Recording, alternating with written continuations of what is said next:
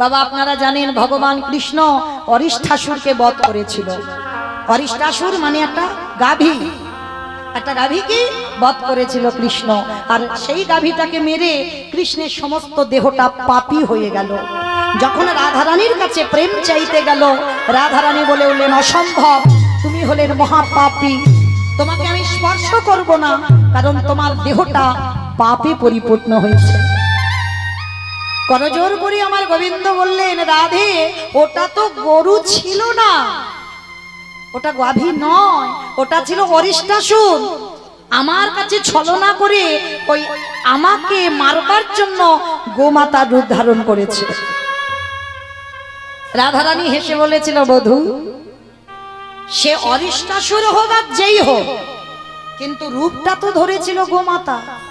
আর তুমি তো মেরেছো, অসুরকে হয়তো মেরেছো, কিন্তু রূপটা ধরেছিল তো গাভী রূপ। তাহলে গরুকে মেরেছো, গো হত্যা করেছো, তাতে তুমি মহাপাপী হয়ে গেছো। যাও, তোমাকে 12 বছর তীর্থে যাত্রা করতে হবে, আর 12 বছর তীর্থ করে এলে তবেই তুমি আমার কাছে আসতে পারবে। গোবিন্দ কেঁদে উঠেছিল, রাধে এক পলক আমি তোমাকে না দেখে থাকতে পারি না, এক বিন্দু তোমাকে ছাড়া আমি থাকতে পারি না। আর তুমি বলছো আমি 12 বছর তীর্থে যাব, আমি তো মরে যাব, আমি বাঁচতেই পারবো না। তাহলে কি করবে করো, কিন্তু তুমি পাপী। বলে শোনো রাধে, আমি যে 12 বছর তীর্থ যাত্রা করব, কিন্তু একটা কথা বলবো, সব তীর্থ যদি আমি এখানে এনে হাজির করি। রাধারানী বলছে এটা তো মন্দ নয়, তাহলে করে দেখাও। বেশ, তাহলে কি করবে? ভগবান নিজের বাঁশিটা দিয়ে একটা কুণ্ড সৃষ্টি করলো, আর কুণ্ড সৃষ্টি করে সমস্ত তীর্থকে আহ্বান করলো। আর যখন তীর্থ আহ্বান করলো, সবাই সকার রূপে এসে গোবিন্দের কাছে দাঁড়ালো। গোবিন্দ করজোর করে বলছে, হে তীর্থগণ, গঙ্গা যমুনা সরস্বতী সমস্ত তীর্থ আজকের ভগবান দেখেছেন। যেমন এই সামনে আসছে সরস্বতী পূজা, এই বাগবানী ইনি কিন্তু একটা জল রূপে, নদী রূপে আছে। যে মাকে আমরা পূজা করি সামনেই আসবে, তো এই মা নদী রূপে আছে।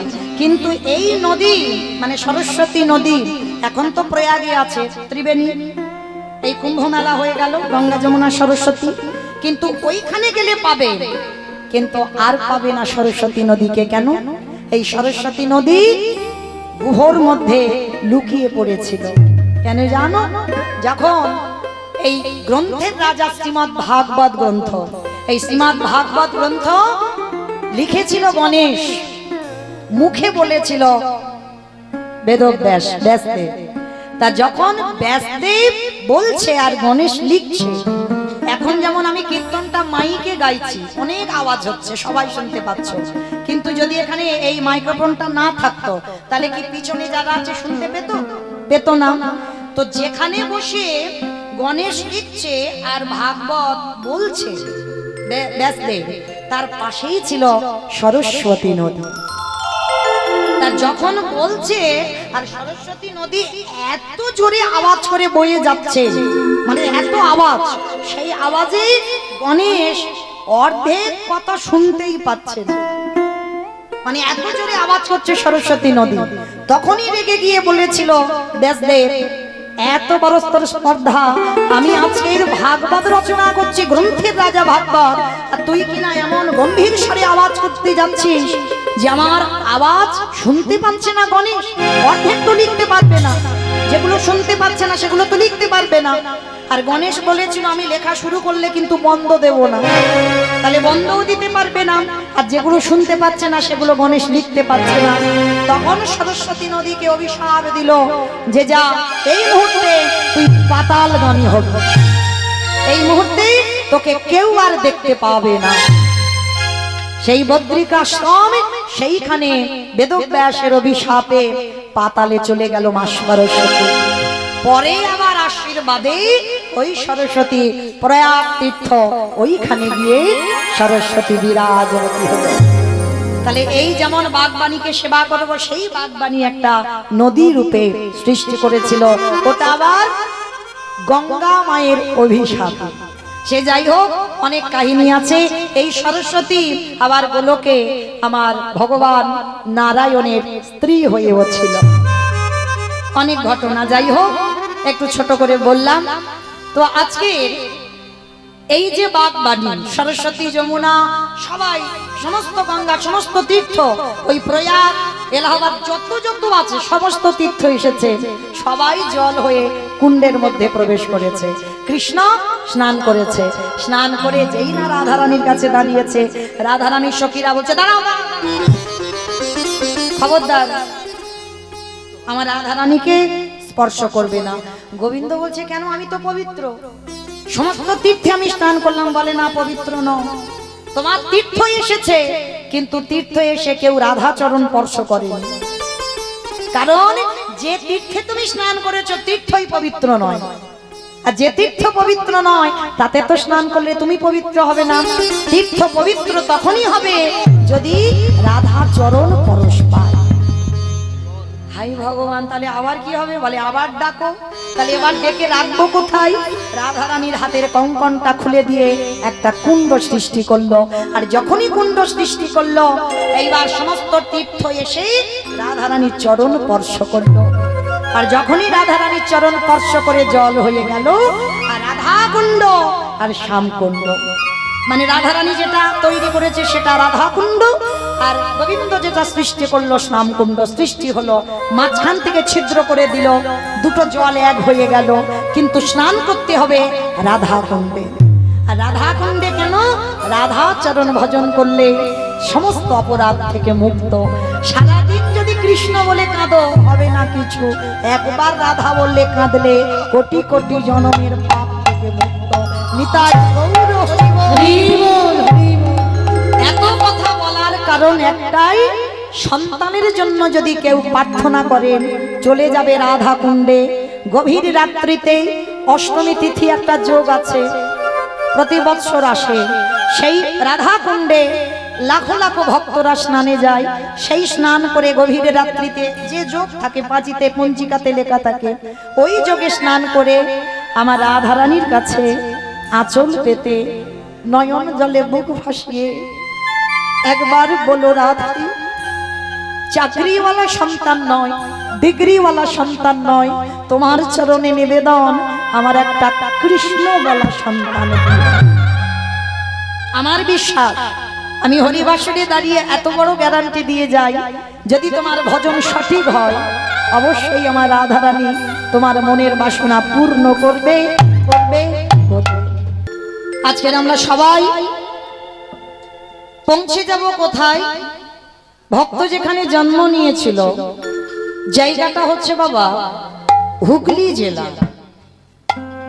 হুগলি জেলায় যে জায়গাটার নাম হলো আদি সপ্তগ্রাম। ভক্ত জন্ম নিয়েছিল আদি সপ্তগ্রাম, হুগলি জেলায়। আর আপনারা আমরা সবাই জানি, ভজনের প্রারম্ভে আমাদের এই 6 জনের নাম উচ্চারণ করতে হবে প্রতিনিয়ত। সবার চরণ ধরে বলে যাই মা, সকাল সন্ধে এই 6 জনের নাম অবশ্যই বদনে বলবেন। শিরব সনাতন ভট্ট রঘুনাথ, শ্রীজীব গোপাল ভট্ট দাস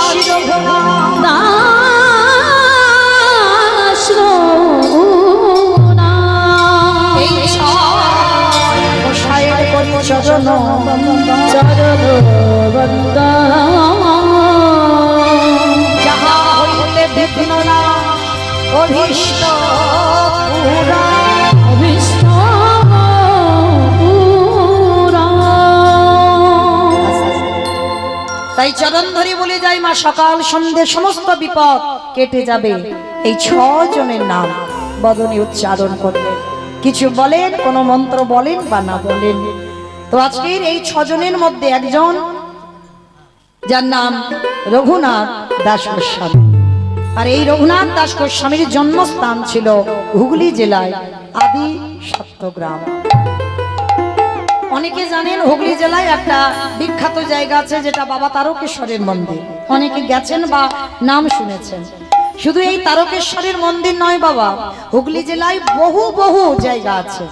যেমন হুগলি জেলায়, যেমন নদিয়ায় কৃষ্ণনগর আছে, হুগলি জেলায় একটা কৃষ্ণনগর আছে, যেখানে মহাপ্রভুর একজন পার্শ্বদ জন্ম নিয়েছিল, যার নাম ছিল অভিরাম ঠাকুর।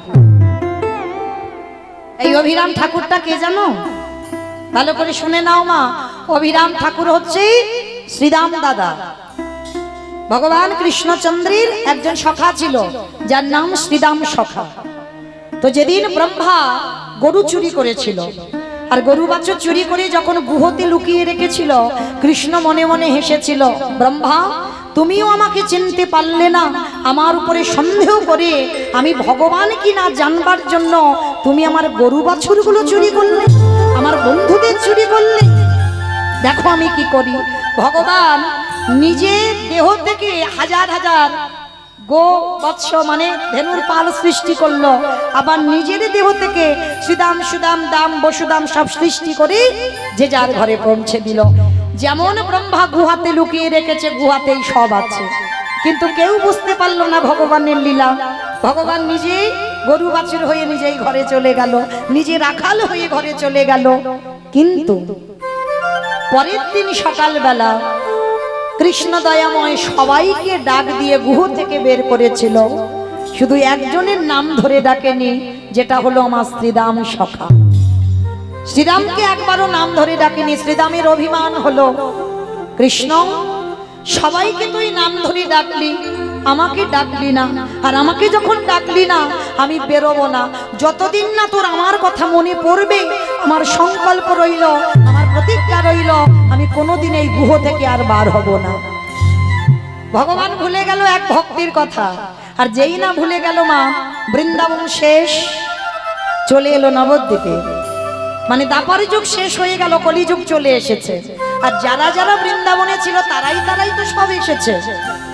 এই যে মা একটা নিয়ম আছে, এই যে আমাদের কপালে চন্দন দিয়ে গেল না, আপনাদেরও কপালে দিয়েছে, এটা নিয়ম। কেন নিয়ম? এটা শ্রীবাস সঙ্গনে মহাপ্রভু যখন কীর্তন করতেন, দাদা নিতাই চাঁদকে বলেছিল, দাদা সবার কপালে চন্দনটা দাও। কেন চন্দনের ফোঁটা দেয় জানো? মহাপ্রভু নিতাই চাঁদকে বলেছিল, সবাইকে দেখে নাও, সবাই এসেছে তো, মানে বৃন্দাবন থেকে সবাই এসেছে তো। তো নিতাই চাঁদ সবার কপালে চন্দন দিচ্ছে, দিতে দিতে দেখছে সবাই ফিরেছে, কিন্তু আমার শ্রীরাম দাদা আসেনি। নিতাই চাঁদ ছুটে গেল, ভাই ভাই সবাই এসেছে, কিন্তু আমাদের শ্রীরাম সখা কই? মহাপ্রভু মাথায় হাত দিয়ে বসেছে, হায় হায় হায় হায়, সে তো গুহতে বসে আছে, তার নাম তো ধরে ডাকেনি, তার মানে আমার উপরে অভিমান করেছে। দাদা তুমি এক্ষুনি বৃন্দাবনে যাও, আর বৃন্দাবনে গিয়ে আমার শ্রীরাম সখাকে এখানে আনো। নিতাই চাঁদ বৃন্দাবনে গেছে কোথায়? গিরি গোবর্ধন পর্বত। যারা বৃন্দাবন দর্শন করেছেন, এই গিরি গোবর্ধন পর্বতের নিচে একটা গুহ আছে, যেটার নাম হচ্ছে ধোকা গুহা। এই নাম কেন দিয়েছে ধোকা গুহা? কৃষ্ণ ধোকা দিয়েছিল, ডাকেনি, ওই জন্য গুহটার নাম দিয়েছে ধোকা গুহা। তো ওই গুহর ভিতরে নিতাই চাঁদ বসেছিল, সামনে একটা বড় পাথর ঢাকা, কেউ জানতে পারেনি, কেউ বুঝতে পারেনি। আর নিতাই চাঁদ যখন ওই গিরি গোবর্ধন পরিক্রমা করছে, হঠাৎ কে যেন বসে বসে ওই গুহর ভিতর থেকে কানাই কানাই কানাই বলে কাঁদছে। নিতাই চাঁদ মনে মনে করছে, এই তো মনে হচ্ছে এর ভিতরে শ্রীরাম দাদা বসে আছে। নিতাই চাঁদ গিয়ে যেই না ওই গুহর মুখ দিয়ে পাথরটা সরিয়েছে, বড় একটা লম্বা লোক, কারণ ওটা তো বৃন্দাবনের লোক ছিল, কলিযুগের লোক নয়। সত্যের মানুষ যে যার হাতের 21 হাত, ত্রেতার মানুষ 14 হাত, যে যার হাতের দেহের পরিমাণ। দাপরের মানুষ যে যার হাতের 7 হাত, আর কলিযুগের মানুষ সে যত লম্বা হোক, যত বেটে হোক, যে যার হাতে 3.5 হাত। তাহলে কোথায় 7 হাত আর কোথায় 3.5 হাত? তার নিতাই চাঁদ যেন বাবা বেটে হয়ে আছে, বিশাল বড় একটা লম্বা লোক, মানে ডবল, তো 7 হাত মানে ডবল। তো এত লম্বা, মানে নিতাই চাঁদের মাথা উঁচু করে দেখতে হচ্ছে। এইবার যেই না বের করে এনেছে, শ্রীরাম সখা বলছে, এই যে তুই এইটুকু মানুষ, কে তুমি? নিতাই চাঁদ বলছে, ভাই আমায় চিনতে পারছিস না? বলে না, এইরকম বেটে লোক তো আমি কোনোদিন দেখিনি, এই প্রথম। কে তুমি? বলে আমি বেটে নয়, ভুলে যাচ্ছি সেটা দাপর যুগ নয়, এটা কলিযুগ, এটা কলিযুগ। আমি তো তোর সেই বলাই দাদা। ওমা, তুমি আমার বলাই দাদা? তা তুমি যদি আমার বলাই দাদা হলে আমার কানাই কই? বলে আছে আছে, এখানে নয়, তোর কৃষ্ণ চলে গেছে নদিয়ায়। কৃষ্ণ নদিয়ায়? বলে হ্যাঁ, এসেছে ব্রজের বাঁকা কালো সখা দেখিয়া আমাদের সোনার নদিয়া। এসেছে ব্রজের বাঁকা, এসেছে ব্রজের বাঁকা কালো সখা দেখিয়া আমাদের সোনার নদিয়া। এসেছে ব্রজের বাঁকা, এসেছে ব্রজের বাঁকা কালো সখা দেখিয়া আমাদের সোনার নদিয়া। এসেছে ব্রজের বাঁকা, এসেছে ব্রজের বাঁকা কালো সখা দেখিয়া আমাদের সোনার নদিয়া। ও তার কালো বরণ নাই, ও তারে কালো বরণ নাই, ও তারে কালো বরণ নাই। দেখো কালো বরণ নাই, আইব তো না দেখি যা।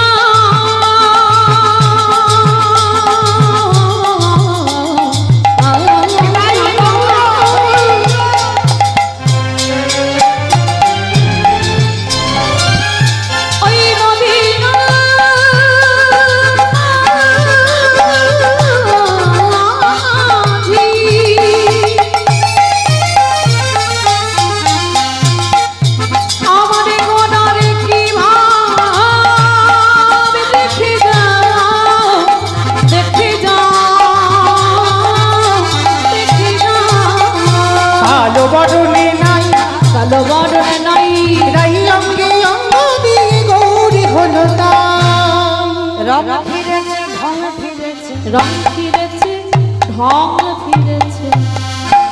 আমার না কালার তো বদলে গেছে, বদলে যায়নি? কালো ছিল ফর্সা হয়েছে, আবার বাঁকা হয়ে দাঁড়াতো, সে এখন ব্যাটা সোজা হয়েছে। রং ফিরেছে, ঢং ফিরেছে, রং ফিরেছে, ঢং ফিরেছে, তারে এখন চেনা না আমাদের সোনার নদিয়া। এসেছে ব্রজের বাঁকা, এসেছে ব্রজের বাঁকা কালো সখা দেখিয়া আমাদের সোনার নদিয়া। এসেছে ব্রজের বাঁকা কালো সখা দেখিয়া আমাদের সোনার নদিয়া। আমার সোনার নদিয়া।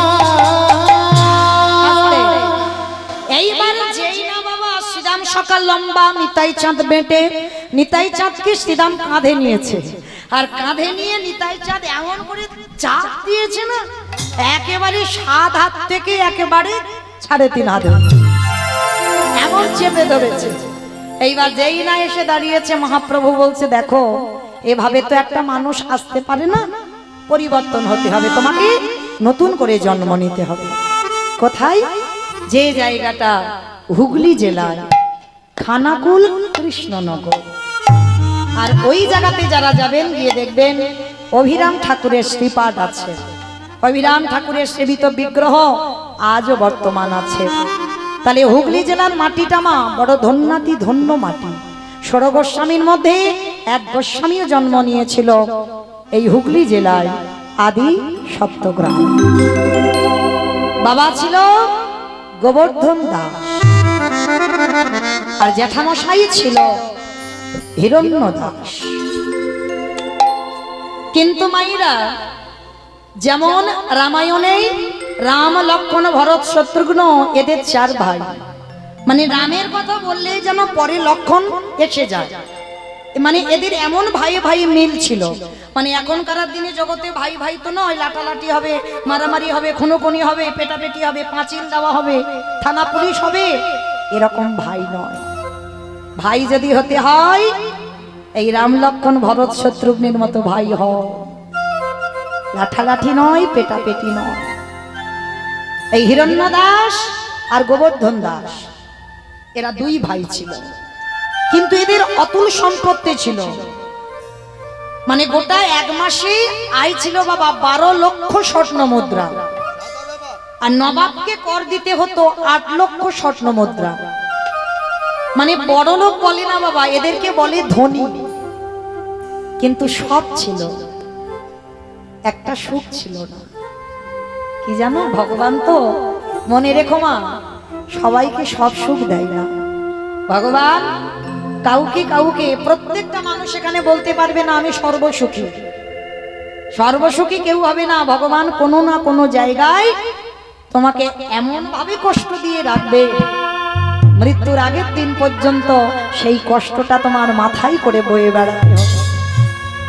কিন্তু তাতে ভেঙে পড়লে হবে না মা, যেন ভুলে যেও না কৃষ্ণ চরণের ভজনের কথা, কৃষ্ণ চরণের কথা। ভগবানের কাছে চাইবে, আঘাত দাও, দুঃখ দাও, ব্যথা দাও, বেদনা দাও, সবকিছু দাও, কিন্তু সহ্য করবার মতো শক্তিটা তার পিছনে পাঠিয়ে দেখবে সেই ভক্ত জীবনে কোনোদিন দুর্বল হয়ে পড়বে না। কেন? কৃষ্ণ ভক্তকে কষ্ট পেতে হয়, কিন্তু তাকে ধৈর্য ধরে রাখতে হবে। ভগবানের চরণ আঁকড়ে বসে থাকতে হবে যে তার চরণ কোনোদিন ভুলে যাব না।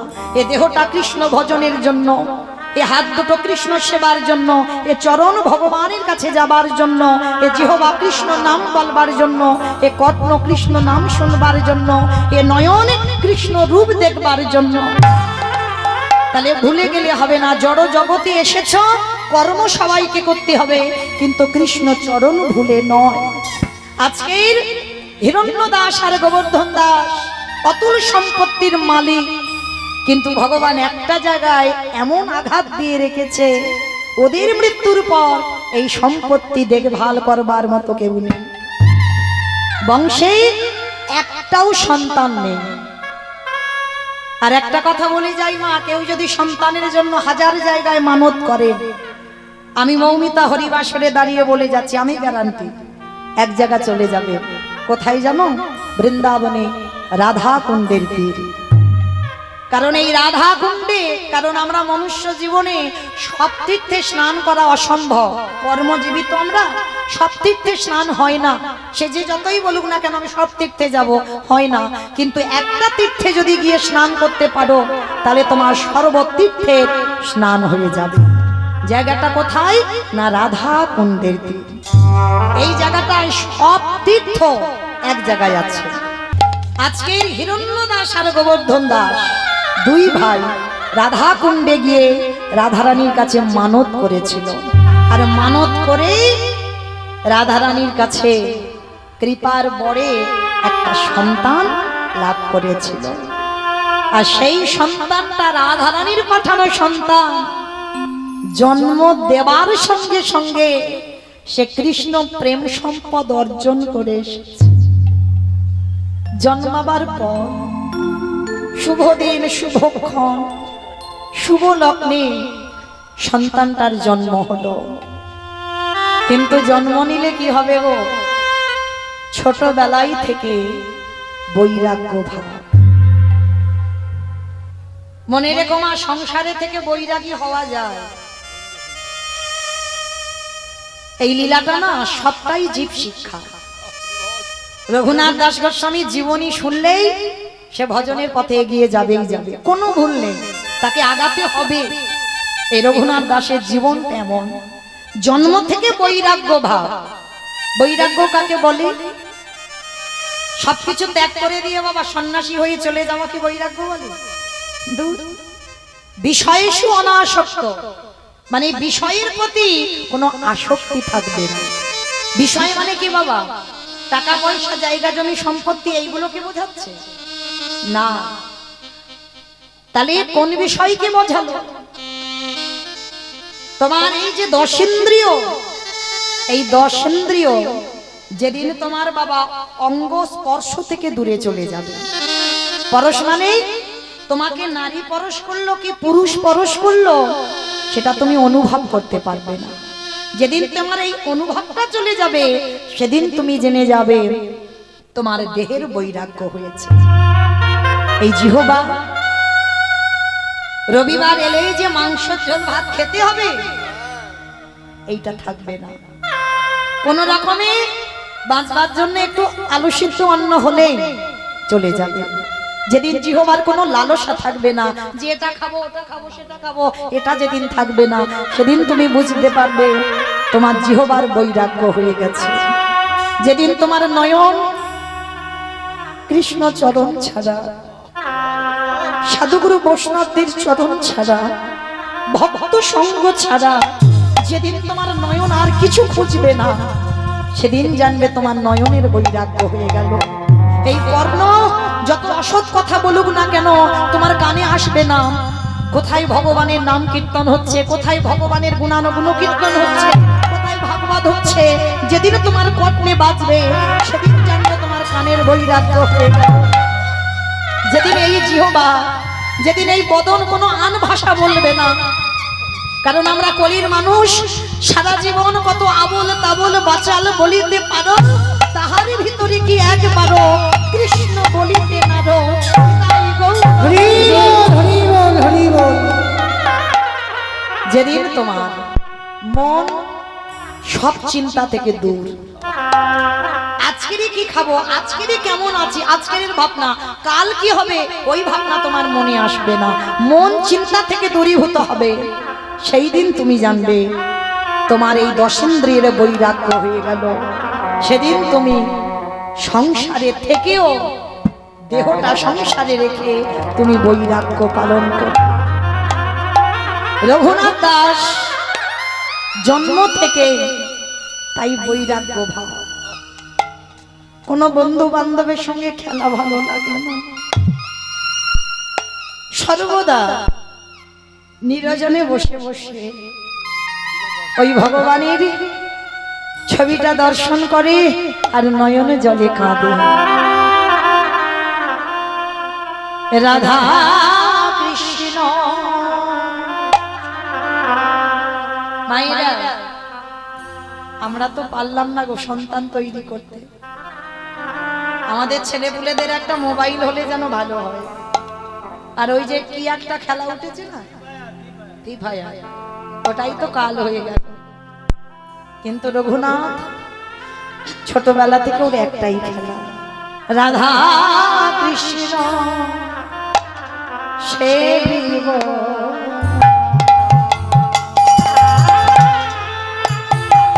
জীবনে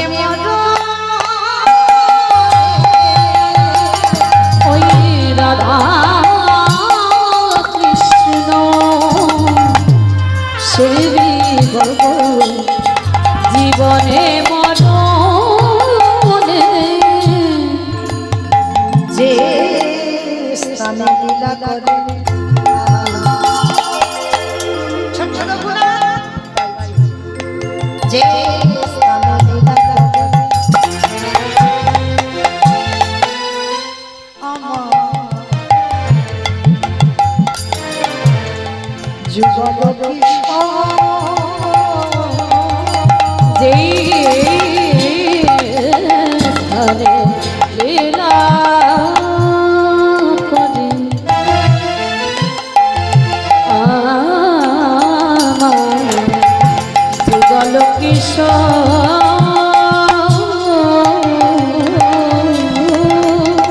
আজ সখীর সঙ্গিনী হইয়া সখীর সঙ্গিনী হইয়া আজ লাহে রঘু রাধা কৃষ্ণ সেবিব জীবনে মরণে। রাধা কৃষ্ণ সেবিব জীবনে মরণে। আজ বৃন্দাবনে নিমিত